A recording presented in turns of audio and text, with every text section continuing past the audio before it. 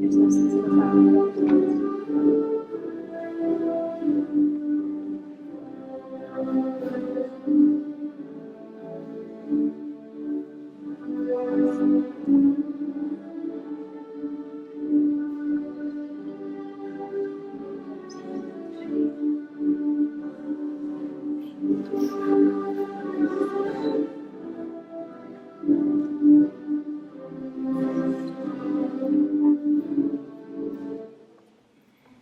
Be seated.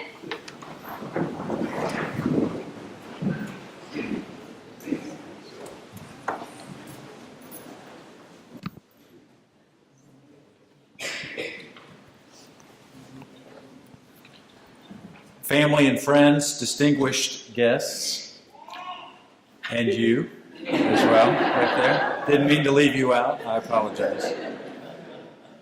Warm greetings on behalf of the entire staff and faculty of the College of Information and Communications. My name is Tom Reichert. I'm Dean of the College, and I personally welcome you to the December 2018 hooding ceremony for the School of Library and Information Science.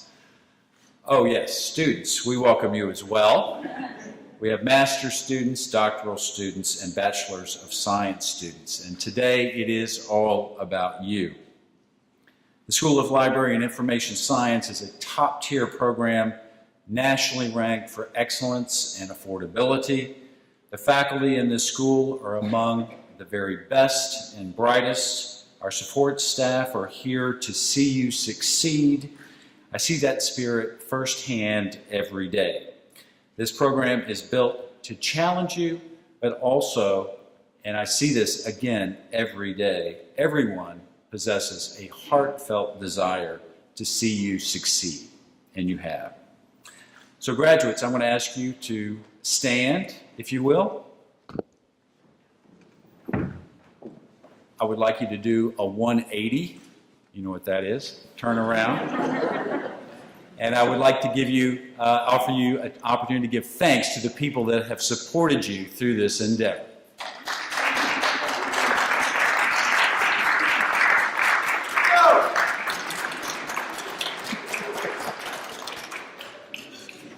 Great. You can be seated. Do the other 180 and come back around. Great. So hooding is one of the school's most honored and anticipated traditions. Graduates, when we hood you today, you will officially become librarians and information specialists. From here, you'll go forth into schools, into public libraries, universities, government, business. Some of you may even decide to come back for more education. We certainly encourage that. But while your careers may vary, the goal that drives each of you will be the same: to connect people with the information they need to succeed. Connecting people with information is woven into your fabric. It's the crux of your profession. and no pressure here, but we need you now more than ever. We're at a point where the rate of information and available data doubles and quadruples at an accelerated speed. More information is a good thing, right? Well, not if you don't trust it, not if you can't understand it, not if you don't have access to it, or you don't possess the basic competencies to assess the validity of information. And that is a growing challenge for many of our citizens as literacy rates and educational success appear to have stalled across the country. What are we to do? I believe we're going to turn to you. You have the skills, the social capital to help.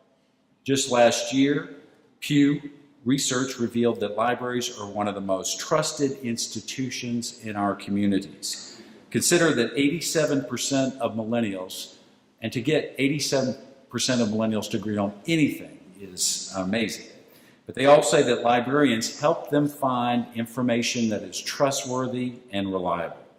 Americans overall say that you help them learn new things and to help them grow as people. Think of the impact you can have in a current environment where one of the largest and most venerable sources of information, the news media, now sit at a trust level hovering around 30%. You have what it takes to make a difference. Your degree certifies that, but we are ultimately measured by our responses to challenges. Again, no pressure, but the future of our society and way of life partially rests on your shoulders. Because we know as librarians and information specialists, you are at the heart of improving communities. So in closing, let me just say that our job for now is done. Yours continues. You have our trust. You've earned our confidence, and we can't wait to see how much you will brighten the future and improve the world for all of us. Now let me introduce the school's director, Dr. Dick Coria. Dick?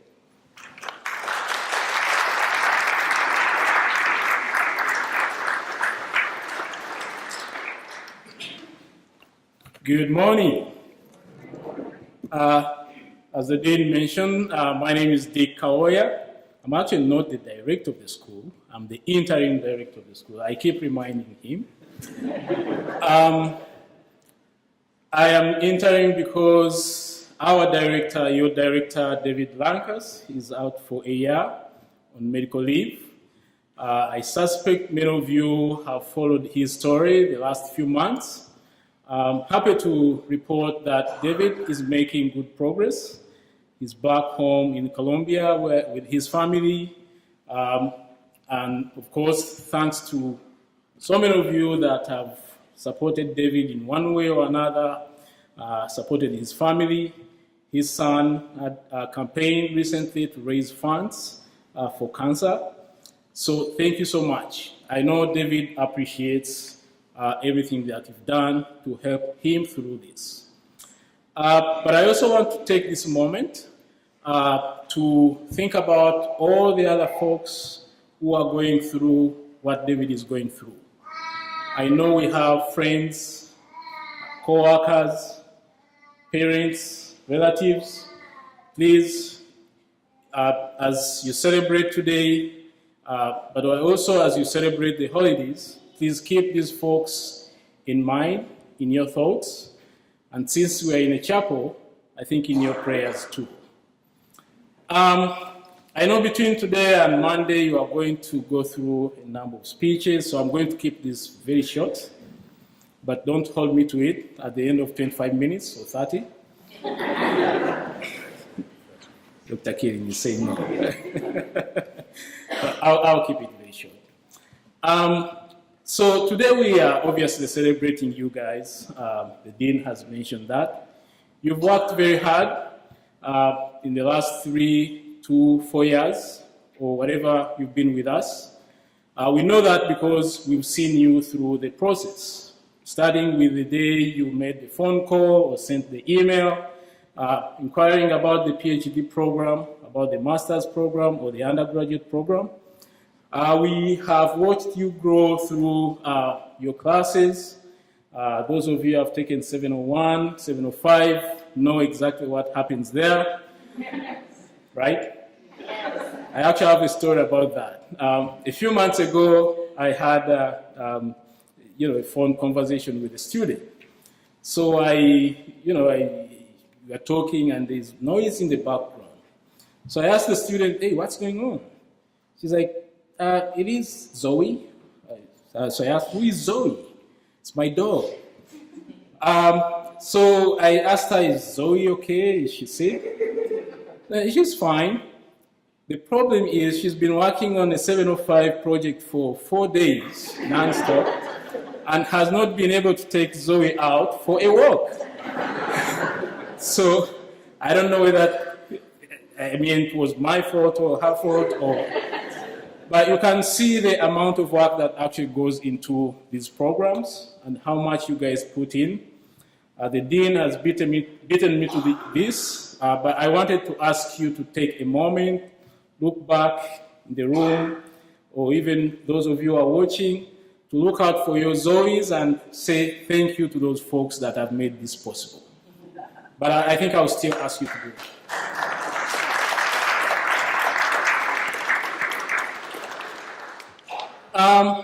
Today we are also celebrating a bit of history of the school.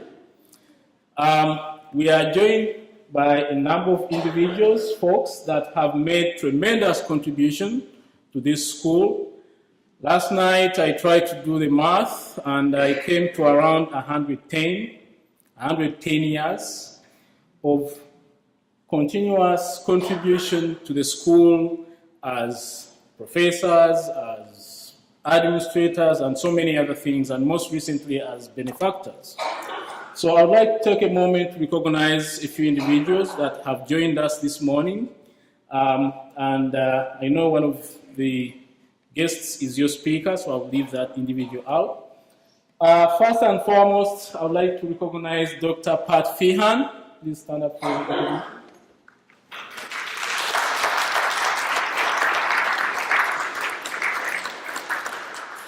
So I come from Africa and we pride in telling stories. And as a child, I grew up on stories. Less so books because we didn't have many. So I've had so many stories and so many good storytellers. I can tell you I've never met a better storyteller than Pat Feehan. So thank you so much for coming. Dr. Fred Loper, hope I'm pronouncing that right. Please stand up, if you can.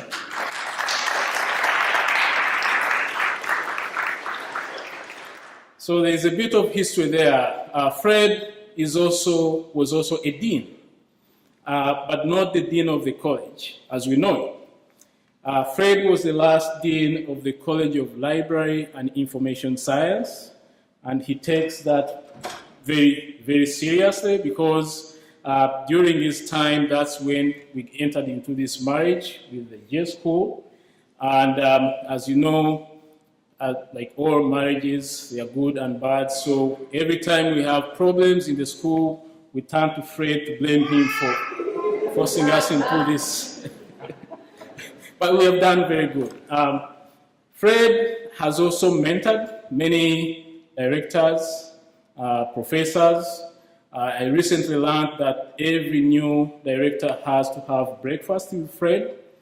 So I reached out and we did have breakfast. I think that's one of the best decisions I made in terms of understanding of the internal workings of the school. So Fred, thank you so much for supporting us. Thank you for the scholarships you have extended to us. And Dr. Zach, soon to be Dr. Zach Fraser, is one of the beneficiaries of your generous support to the school. Finally, Charles Bioba.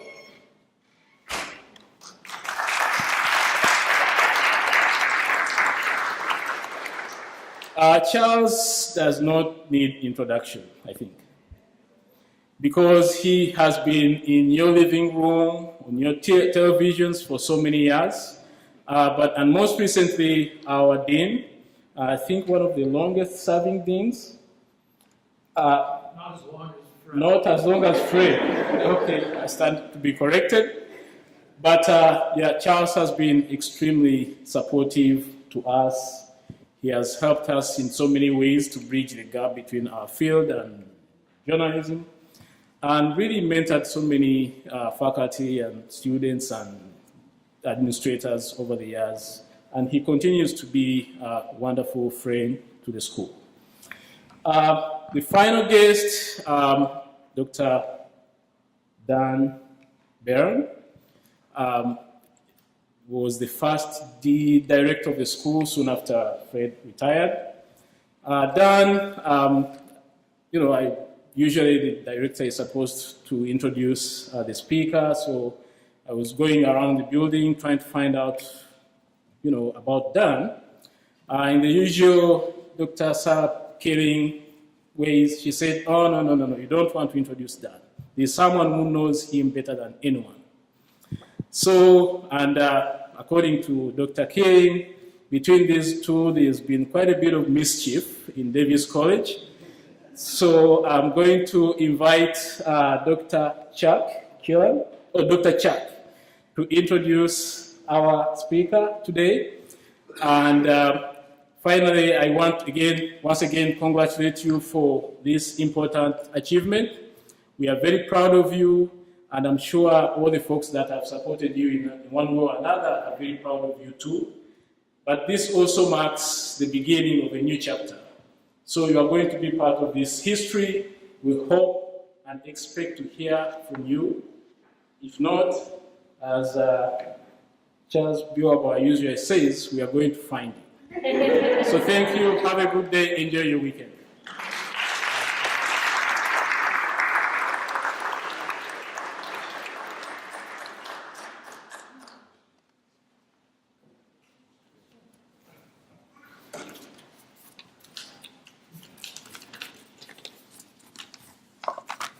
Hi. When the powers that be ordered me to give the introduction to Dr. Dan Barron, they insisted that the introduction be proper. And they also insisted and required me to give the introduction to them before this ceremony so they could approve it. And I did, and they did. But now, dear graduates and friends and family, I'm going to give you the real introduction. The word proper sent me to the dictionary. Here are some definitions of proper: accepted, actual, appropriate, bona fide, comme il faut. Je suis americano, parle français. But that sounds subversive to me. Comme il faut. Forget about that one. Conventional. Correct, decent, decorous, gentlemanly, genuine. Kosher. Orthodox, polite, real, refined, respectable, right, seemly, suitable, and true. Dr. Barron is a lot of those things, with the possible exception of the comic stuff. What about this man? Well, in 1983, we were banished from our beloved and beautiful Davis College and sent to a building on campus that was right next to an incinerator. The faculty office was one room, and it was partitioned off into 7 spaces with no privacy. Everybody could hear what was going on in everybody else's office. But Dan found a way to raise our morale. He also found a way to get all of the phones in all of the offices to ring at the same time. He called one, I called one, Dan went out into the hall to a payphone, called another, then he went to the dean's office and found 2 more phones and called the remaining 2 offices. It was a maddening cacophony of sound, a steady ring, ring, no pauses. Colleague Elspeth Pope ran screaming from her office. "Somebody answer those phones," she shrieked. She never came back. I'm not sure that was proper. After we moved back to Davis College, Dan found creative uses for the unhatchable pigeon eggs left by disgruntled pigeons on our windowsills. He would place them strategically so that when we opened the doors to our offices, they fell on our head. Nothing particularly proper about that. But let me tell you what was proper. Largely through his drive and influence, the school library media program achieved national recognition and ranking. That's pretty doggone proper. Specifically, as a result of his innovative leadership, our school became the leader in LIS distributed education, with cohorts in West Virginia, Maine, Georgia, South Carolina, and eventually Virginia. From the nadir of low enrollment in 1983, we rose to have the largest LIS enrollment in the entire southeastern United States, an LIS enrollment. That is proper indeed. The fact that our school exists and thrives today when many esteemed programs close, Columbia University, the University of Southern California, the University of Chicago, Western Michigan University, the University of Oregon, the University of Minnesota, and others, is largely because Dan served us as faculty, colleague, and director. That is proper indeed. That you are graduating today from a school that enjoys so sound a reputation that your degree will open many doors for you is largely because Dan Barron led a charge. I'm sure you agree that's very proper indeed. I give you the extremely proper and distinguished Professor Emeritus, Dr. Dan Barron.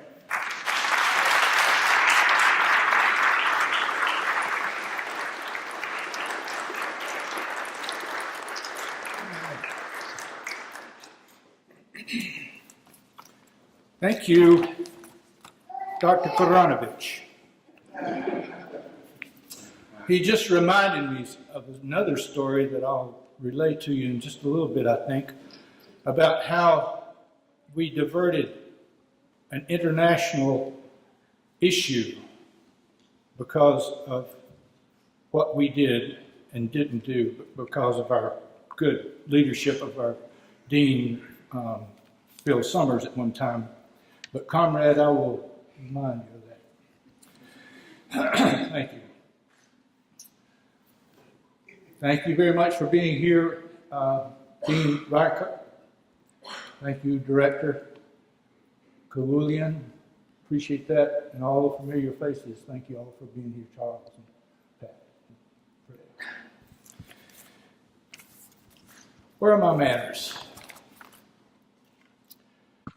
Thank you for being here. Thank you all for choosing this school.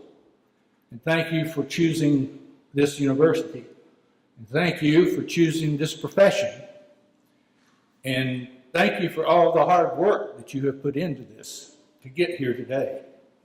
And again, I would support what was said earlier. Thank those folks back there behind you, because if it weren't for them, part of you wouldn't be here, or maybe most of you, or maybe none of you would be here if it weren't for their support. Thank you. And thanks to the faculty and staff and administration of the school. We appreciate you very much, because they wouldn't be here without you. And also thank you for everything that you do during the regular season for the profession. When I was asked to make this presentation, I thought through several different scenarios, and then I received an email from Dr. Wuya, who said he would like for me to not necessarily give a traditional presentation or a formal presentation, but to tell stories. Tell stories about me, about SLIS, and probably anything else that I would like to tell stories about. As people here know, I have never questioned authority. Right? That wasn't a resounding yes. I don't know what happened there. But anyway, I said, okay, I'll do that.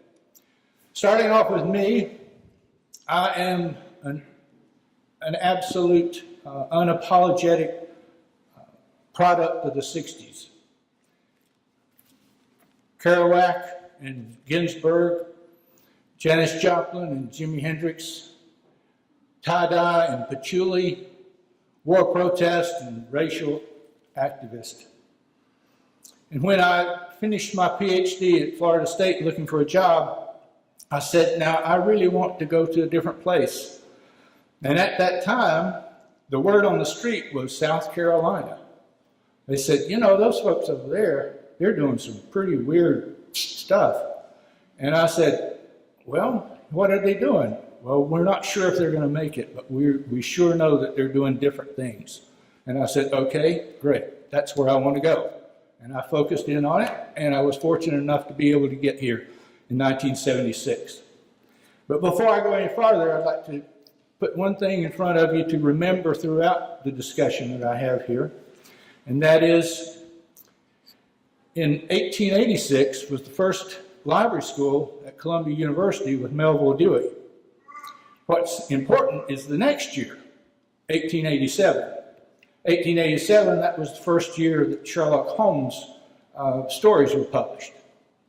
Now, Holmes and Watson were out one day on a camping trip, and they came back in after a day of hiking, and they had dinner, and they rolled up in their blankets, and they laid down to go to sleep, and Mr. Holmes said, Dr. Watson, when you look up, what do you deduce from what you see? And Dr. Watson says, well, when I look up, I see the stars, and I know that our sun is a star, and we're a planet that goes around the star, and we have life on this planet, and I deduce there's the possibility of life in out there. Also, looking up, I deduce because there's no clouds in the sky, I deduce that we'll have a beautiful day to continue our hike. Mr. Holmes, what do you deduce when you look up? Well, when I look up, Watson, I deduce that someone's stolen the damn tent.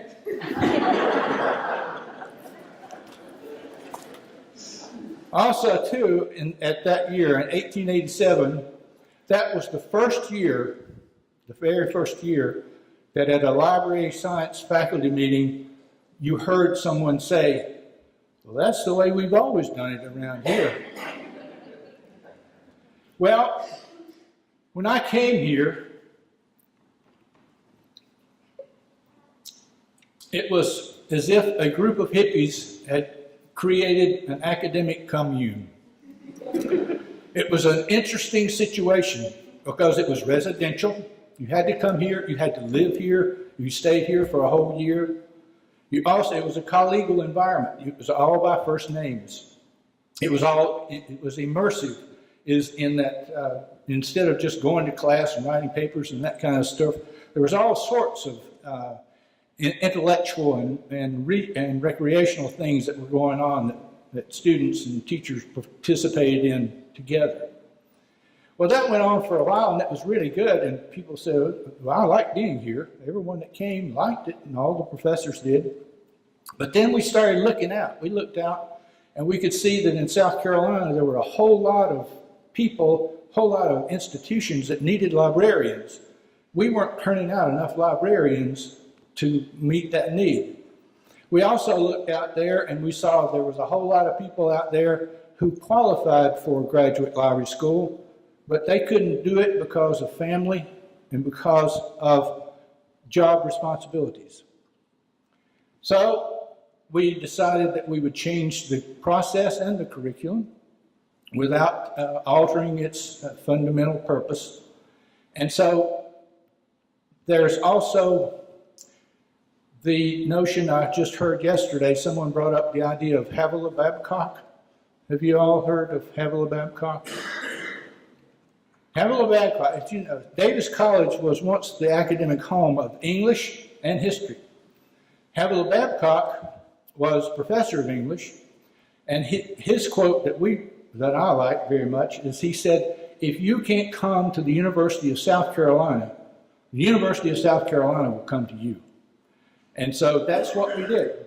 We got in our cars and we drove around the state and we conducted classes in Charleston and Greenville and Florence and wherever.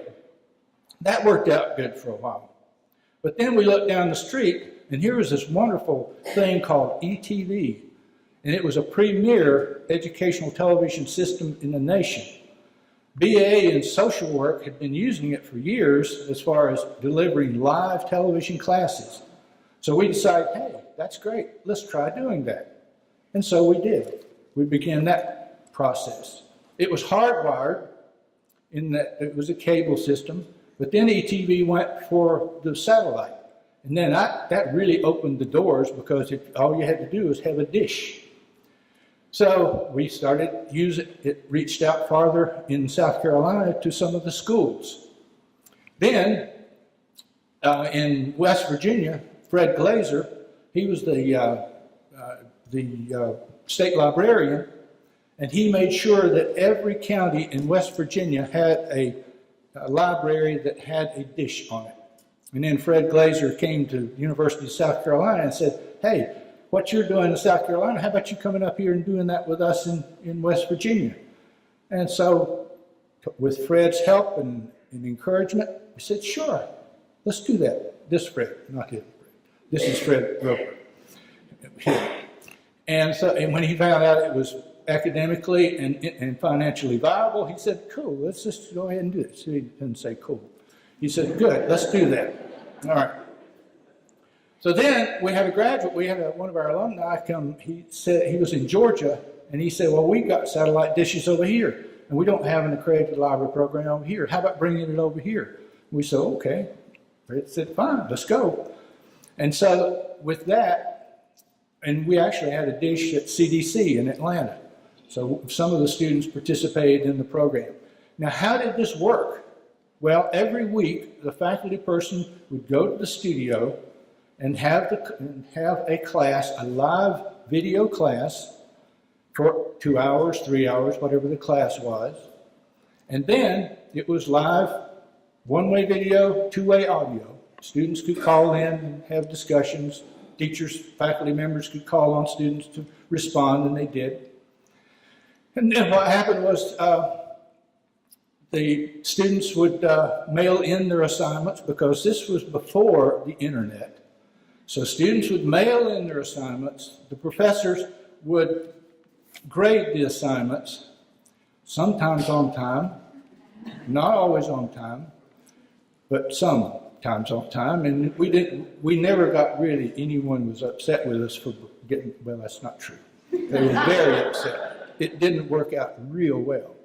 Not as well as it is now. But anyway, notion being too is that the faculty person, in addition to the one day a week, that person had what we called on-sites, that we had brought the people together, the students together in one site. Here in Columbia, for example, everyone from South Carolina. But then if we had the coursework going into West Virginia and Georgia, then we went down near Macon, Georgia. We went up to Clarksburg, West Virginia, and Charleston, West Virginia, for a weekend course or a weekend gathering, and that was pretty good. And the numbers turned out to be real good as well. We were doing real well. Faculty people had in their classes sometimes 200-300 students at a time if it was a required course. That's pretty cool, but the idea being is that I hold the record. One summer, I had over 2,900 students in one class. called Taming the Technology Jungle. I won't go into that too much, but that's true. There are a lot of, what I wanted to do today was to put into perspective where you all are coming from and where we came from, and how important it is that where you are is a result of all the heavy-duty lifting that's gone on before you here. Our name has changed different times. We started off as the Graduate Library School. Then we became the College of Librarianship. Then we became the College of Library and Information Science. Then we became the School of Library and Information Science. We toyed with the idea of becoming one of the I schools. And because that would be in keeping with the whole notion of what Jesse Scherer said with data to wisdom. Data's out there, you gather it, put it into a usable format, becomes information. You apply that you organize that, and you arrange it, and that becomes knowledge.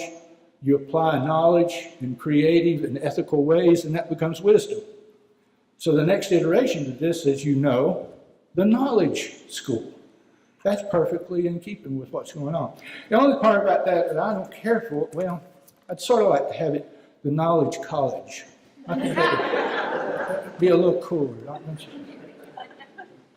I'm not getting a rapid response back here either. Anyway, there are so many other stories that I would like to tell you, and all of the stories relate to what this school has been and done for the profession. One of the things, of course, is the South Carolina Center for Children's Books and Literacy. You all know about that. Well, that started off as the Best Center over in the basement of Davis College. And it was books, evaluation, selection, and teaching. That morphed into the South Carolina Center for Children's Books and Literacy as we collaborated with the Office of the Provost and with the Vice President for Research, who happened to be Harris Pastides at the time. And we put that over in the, then that morphed into the, what we know now at the State Library, or now at the Archives. And in that production, or in that proposition, we said what we want to do is to also have a mobile unit that would take books and education and things like that out into the community, out to teachers and librarians for them. And Charles and I were out trying to raise money for this mobile unit. And so one day, Tommy Preston, who was the president of the student body at the time, looked at the proposal and he asked Charles, he said, well, this is good, but what if we do this, why don't we do this for kids? Why don't we do this for children? And so that was the beginning of Cocky's Reading Express. There's also the wonderful stories about Augusta Baker that I would really like to tell you about, but we don't have time. But there is one story I want to tell you, because all the people here who are to be hooded, I think, would relate to it very well. For 25 years, we discussed the possibility of having an undergraduate degree program for the university and for a PhD program that was for the profession as a whole. So when we looked around and we decided that the time was right. We worked very, very hard for 2 years to get this program going. We finally got it all approved by the university system, and we submitted it to the South Carolina Commission on Higher Education. Well, during this time, we said, if we're going to have a PhD program, we need scholarship money. So we heard that IMLS had some money for us, or had some money that was available. So we flew up to D.C., and sure enough, they said, yeah. And they encouraged us to apply for this. Well, when we came back, at the time, we had a writing team that faculty could bring them the information, and they would respond to the RFP and pull it all together, send it off. And so we did that. Now, Dory Sanders, that wonderful children's author from up around Rock Hill, said that no good story can be told without telling another story to back it up. So let me tell you this story. The wonderful Pat Feehan, who is the queen of productions, fun productions, engaging productions, she was given the task of getting our event for the 25th anniversary together, the 25th anniversary of the school. She came to my office one day. She said, Dan, I want you and John Olsgaard and Bob Williams to lip sync Blues Brothers, Hold On, I'm Coming. I said, well, now you got to remember, John Olsgaard was as straight-laced a person, wonderful human being, great sense of humor. If you wanted stable, it was John. If you wanted rational, it was John. He was in the associate provost of the university, and he was a high visibility figure. And so I said, well, I know Bob will go along with it, and I'm crazy enough to do it, but who's going to get John Olsgaard to do this? Pat said, it was John's idea. I said, oh, okay. So anyway, we did that, carried it off real well. Jake and Elwood. He's Jake, I was Elwood, and Bob Williams had the briefcase handcuffed to his arm, and he had the harmonica. So we came up on stage, and we did such a good job that there were several people who came up to us and said, were you really singing? I said, sure, we were singing. Hold on, I'm coming. Anyway, so back to the original part of the story, is the writing team came to my office one day and said, Dan, we're really sorry, but we're not going to be able to meet the deadline for Monday. And I'm not going to tell you what I said, but you can sort of figure out different words that would be describing how I would feel. But I said, well, they said, don't worry, we'll work on it for the next round. I said, the next round is going to be in another year. We need it this year. So they said, well, we're sorry, we just can't do it. So I got on the phone to John. I said, Jake, we got trouble in River City. And he said, well, what? I told him. And he said, well, Elwood, what are you doing this weekend? I said, I don't know about you, but I'm writing a grant. He said, okay, I'll bring the beer. Thing about it is, John Olsgaard didn't drink. But he brought beer and pizza, and we worked all weekend. And we were fortunate enough that that grant went through. Every time I get an email from Clayton Copeland, and every time I see her, I think about this because she was the recipient of one of those first grants.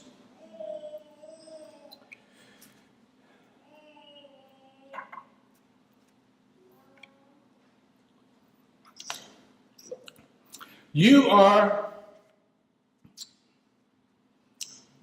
a part of a rich tradition of learning and service. Your school has never looked around and said, those are stars. Instead, they said they're possibilities. They never sat around the table and said, hey, that's the way we've always done it. They sat around the table and they said, how can we do it better? I hope that you will take that with you into your profession, because you folks are the future of this profession. You are its future. And everything rides on you, and I'm not going to apologize to you. It's up to you to do it. Grow or die. Thank you very much.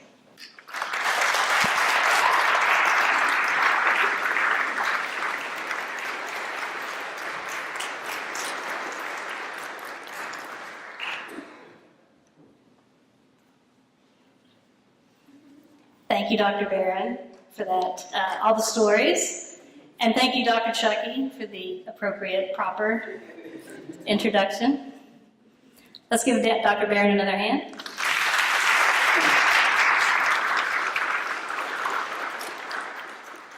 So this day is my favorite 2 days of the year because we do this twice a year. And we like to take a moment while we still have small PhD and undergraduate programs to recognize those students that are finishing as well.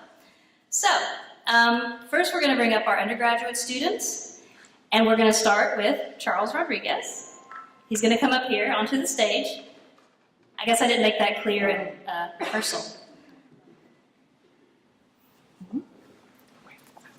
Charles is a veteran, an Army veteran, and he will be working at the Soldier Support Institute on Fort Jackson as the Systems Manager Integrations Chief. He will be also begin studying for the GRE and applying for MLIS programs. And I think maybe he's having a baby soon. Yeah, so, I mean, not him, but his lovely wife. So congratulations, Charles. Next, we'll bring up Grace Saunders.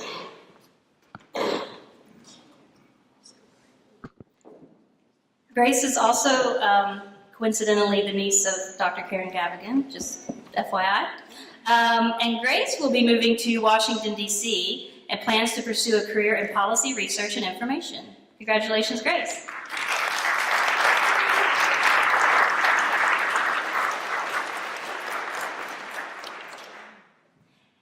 And last but not least, Logan Struthers. We're going to send Logan lots of positive energy because he has an interview this afternoon for a library tech position at Thomas Cooper Library. So congratulations, Logan. And thank you, Dr. Lewis. All right, next we're going to recognize our doctoral students, and they are not allowed to participate unless they are actually doctors. So let's make that clear. They are doctors now. So the first person we'll bring up is Dr. George Shaw, who graduated in August.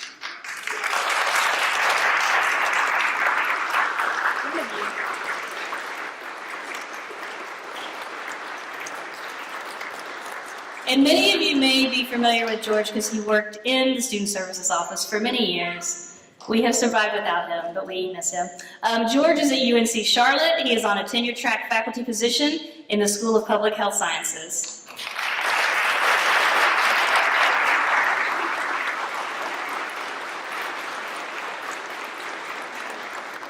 Congratulations, Dr. Shaw. And next we will bring up Dr. Zach Frazier.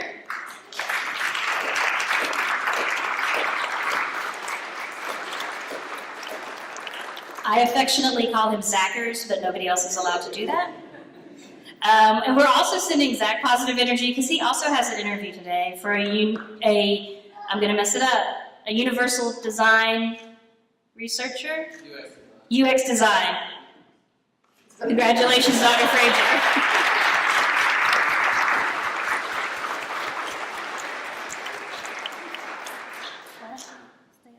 Okay. And then, last but not least, Dr. Debbie Yoho.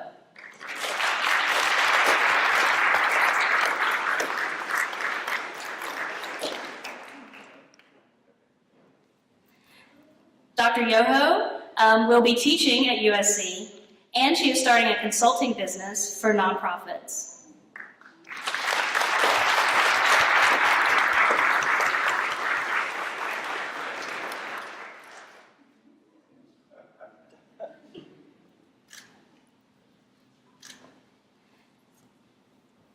Congratulations, Dr. Yoho.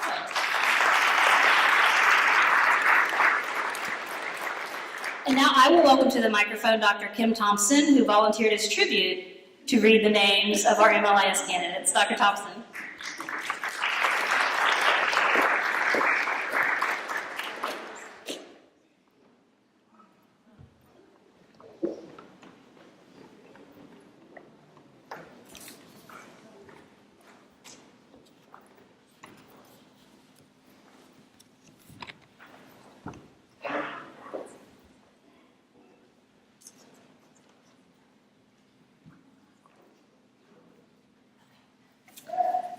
Anessa Barker.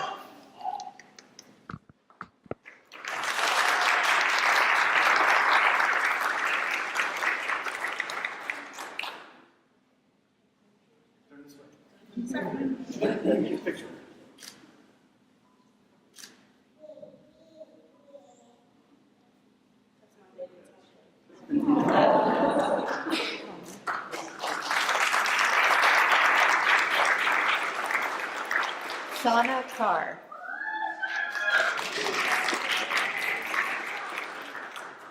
Shauna's dad is also an alum of the program.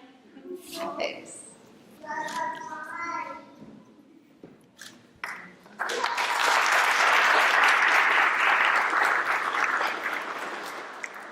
Margarita D. Demetriadis.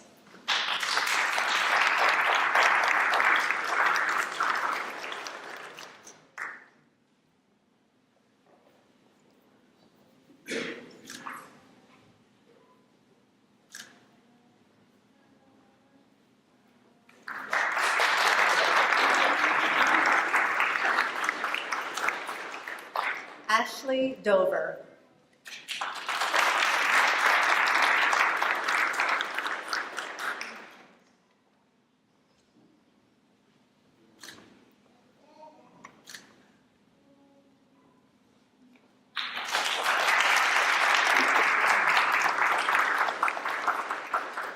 Melanie Griffin.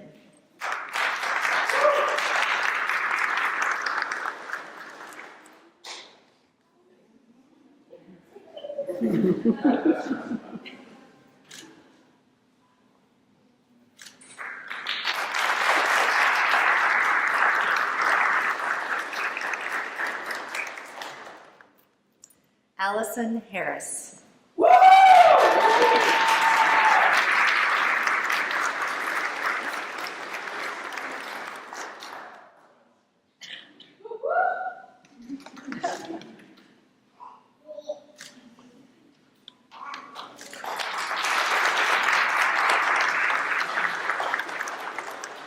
John Jackson.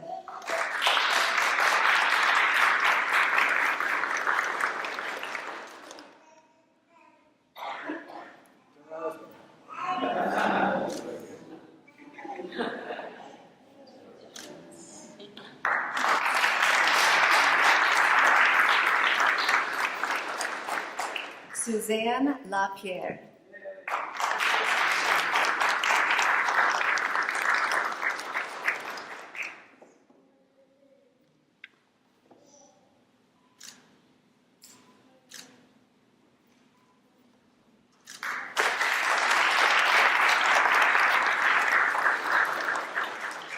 Michelle Lewis.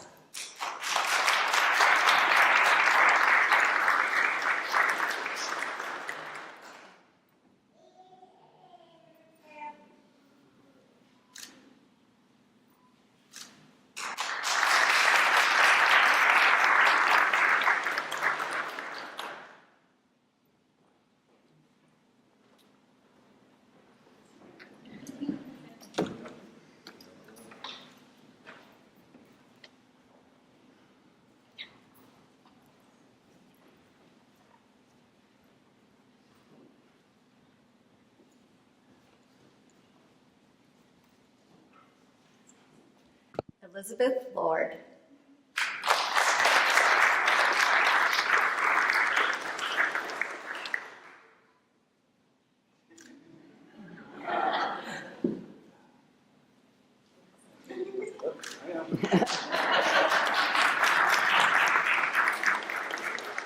Kimberly McVaugh.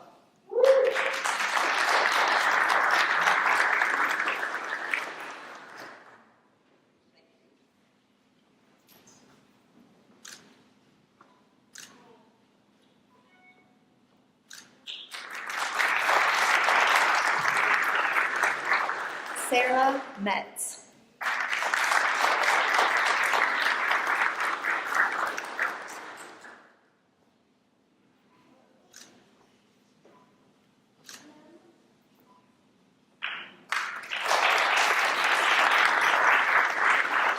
Joseph Nikolai.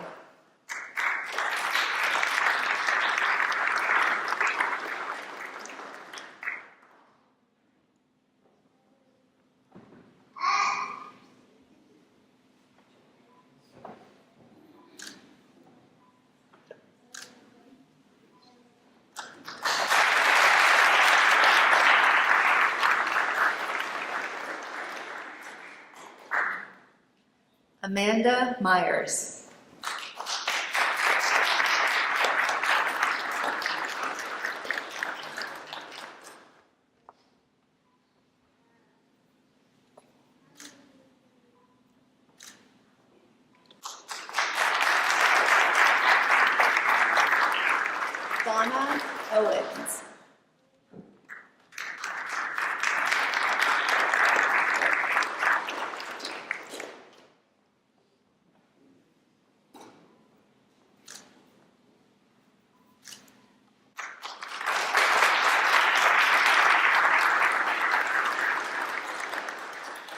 Cindy Philbeck.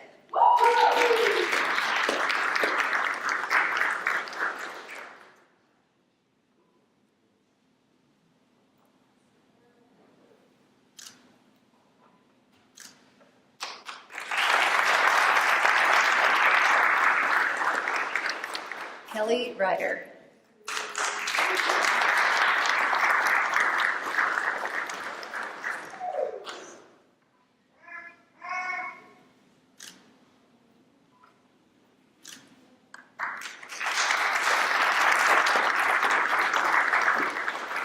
Kristen Robertson.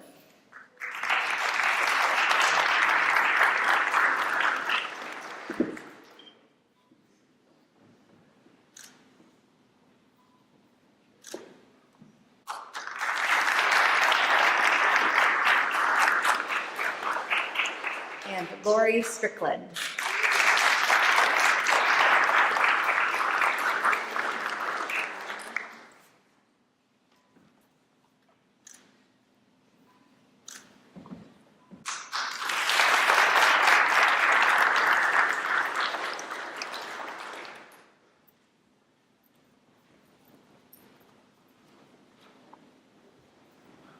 All right, another big hand for our graduates.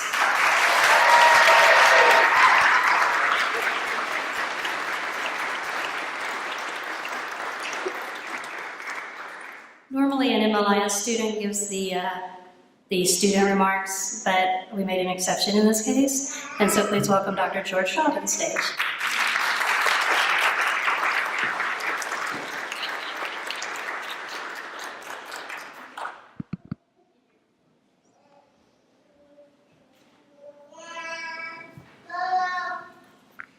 So when I received the email from Dr. Keeling to deliver the closing remarks, I was pleased to know that requirements was less than 5 minutes because my immediate next thoughts was, oh, shh.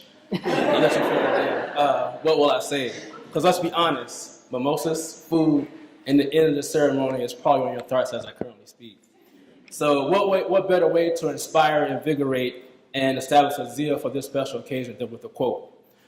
Uhtred of Bebbanburg, a protagonist character in Bernard Cornwell's Saxon Stories series that was later developed into a television series called The Last Kingdom, says, "We are all lonely and seek a hand to hold in the darkness. It is not the heart, but the hand that plays it." So I will attempt to try to connect this quote using 3 different contexts and also within this particular occasion for the day. When looking at health sciences, IBM Watson Oncology has provided new frontiers for doctors and health librarians to address or assess information from patients' medical records using practices or best practices in peer-reviewed journals in order to assess millions of records that are collected. For libraries that are faced with the constant state of flight or fight, with the inclusion of makerspaces in libraries, it brings together innovators, creators, and thinkers, redefining how we, to outsiders, measure success, but most importantly, return on investment. And lastly, with the LIS curriculum, researchers are changing the way that we think about knowledge creation and how it's conducted for organizations when they hire an LIS student. That is not a them versus us, but it's more, or those in information or informatics, or those with knowledge and management skill sets, but it requires a combination of both of those within the domain.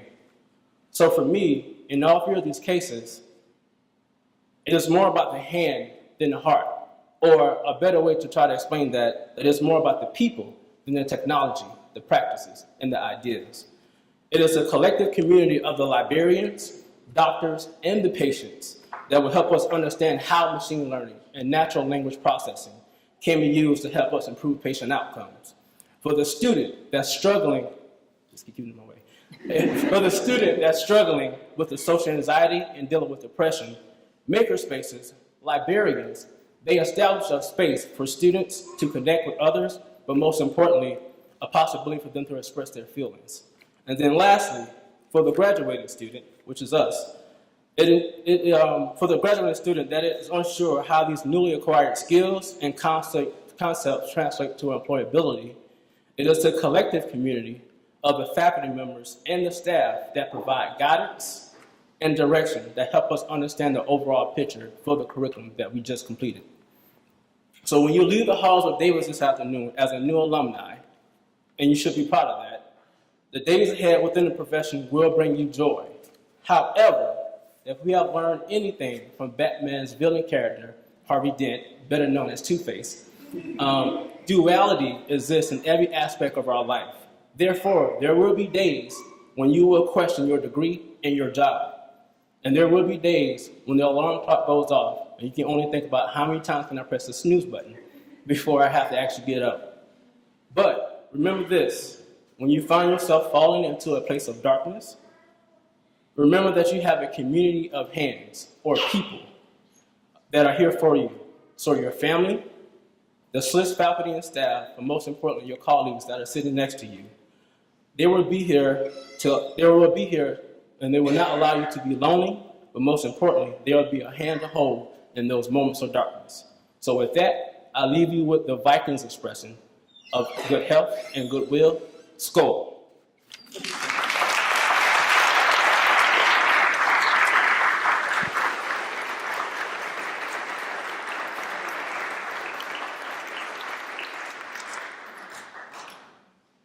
Thank you, Dr. Shaw. We're almost done. So after we do our little kind of end activities, we invite you back to Davis College for a reception. It's also dry in Davis College. So please rise for the alma mater. The words are on the back of your program.